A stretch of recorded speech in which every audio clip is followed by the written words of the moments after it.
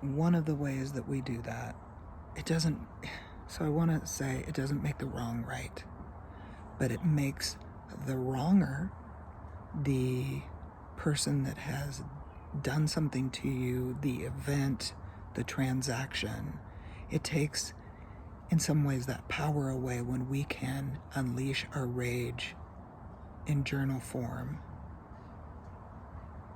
on that person, on that event, on that structure. And it sets us free from having to carry the wound. So what I said in the podcast is, this wound that was done to me, if I don't let that rage out, it eats me from the inside. And frankly, I don't want to give those people any more power than they already took. They took my childhood, they took my innocence, they took and they took and they took, and I am unwilling to consciously give them any more. So this, you don't have to have major trauma to do this. You can just be trying to live in the pandemic and watch things, watch your job disappear, watch your money disappear, watch your housing disappear, and it won't solve it, but it may give you some peace or release, or at least take some pain out of your body while you're having to go through this. Yes, not the answer to all of the bullshit that's happening, but maybe some sort of remedy to the wounding that it's doing. So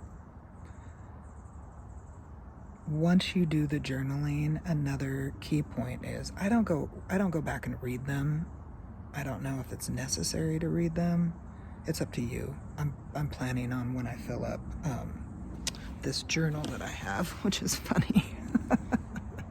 I gotta be me. So I'm being me with all of my rage. I'm planning on burning it, because it's not meant for other people to be seen. I'm saying things that I don't want people to see, because I need the freedom to say whatever I need to say without having to censor it, restrict it, or make it okay for the general public. It's not meant for anybody else's eyes. So once you journal, when your timer goes off, what I like to do is sit and put my hand on my chest and take 2 or 3 deep breaths and kind of center back down, come back into the present or my body, just making sure I'm kind of not staying in that swirl. But what I've also found is often I'm almost done or done before the timer goes off with some of these things, and so I've kind of calmed down.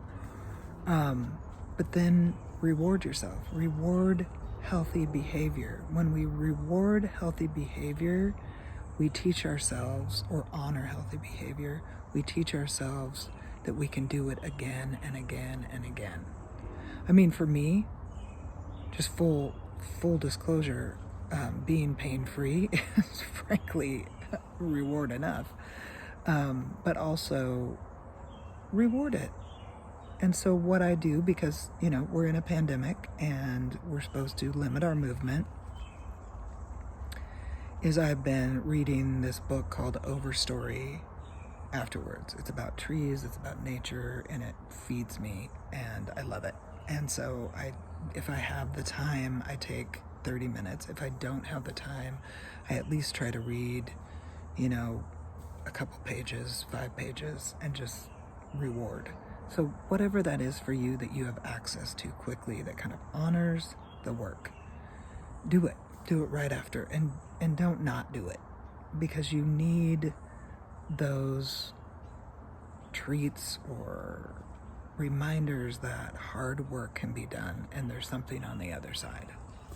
So I'd love to hear from people if it works, because it is certainly working for me. There's other things, there's other little pains and stuff that I think are probably caused from just the stress of this time. And that's the other thing too, is even if you don't have pain, maybe try it for cortisol release, because I feel like there is an element to it, and I just realized this. There is an element to it where I feel like once I'm done, my cortisol levels lower. And I'm not going to get into all the stuff about cortisol, because it's pretty depressing if you have trauma. But it's just a fact. So nature helps with that. Getting into nature, for me, getting into trees, walking, sitting outside, all of those things kind of help relieve, lower my cortisol levels. But I realize that this journaling does. I want to hear from you. I want to hear if it works. I want to hear if it's helpful. I didn't come up with it. I read about it in The Body Keeps a Score, which is by Bessel van der Kolk. And I know that he didn't come up with it because he talks about the creators or founders of it in his book. But it is, if you can't get to therapy, get to this, because it really does help. So I'd love to hear how it goes for you. Remember who you are. You are worth knowing. You are worth loving. You are worth being in this world, even when it's hard. You are still worth it.